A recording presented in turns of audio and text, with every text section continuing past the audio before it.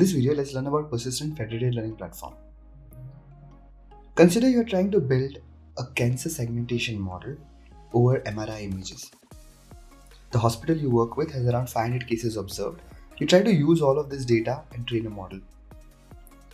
When you try to test this model on data from the hospital, you realize that the model is underperforming. It's segmenting regions which are extra than what is required. And you observe that across multiple images, the same problem exists. You talk to the data scientists and they mention that the only way to improve this model is by getting access to more data. More data could be borrowed from hospitals which have observed more number of cases, but because of data privacy regulations and fear of data misuse, they wouldn't be willing to share their data directly. You could go ahead and try to use a strategy of purchasing data. A month could go into negotiating deals on purchase of data from providers, another month in legal hurdles, and then it could be a long process until you actually get access to the data to improve the model. Or you could move to another strategy called federated learning. In this strategy, instead of purchasing data, you partner with the providers and you set up a platform.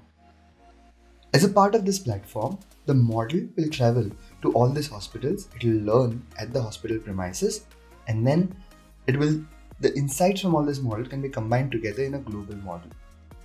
This way, the data from the hospitals is not directly shared, yet the model continues to improve. You could use a month to set up this platform with these hospitals.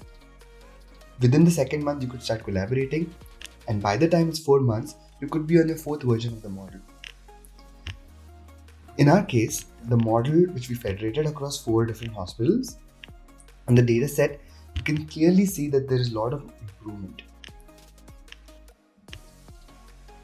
Also, because this model has seen data from other hospitals, it shows good improvement over data from other hospitals as well, which would be a very difficult thing for your individual hospital model to scale up.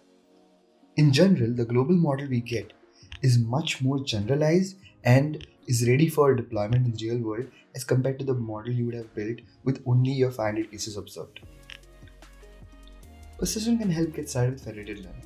The platform has 2 components. The central component which federates models and the client component which gets deployed where the data is. Here we can see the central component.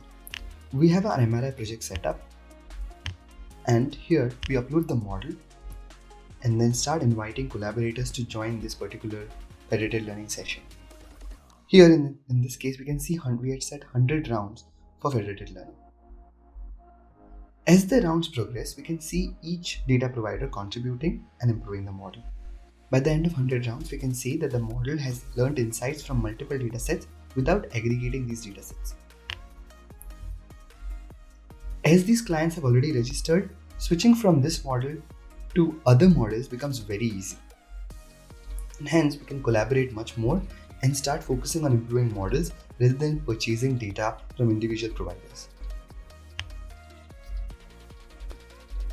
Federated learning is a revolutionary strategy which allows us to collaborate with multiple data providers without aggregating data and not running afoul of any privacy or regulatory concerns.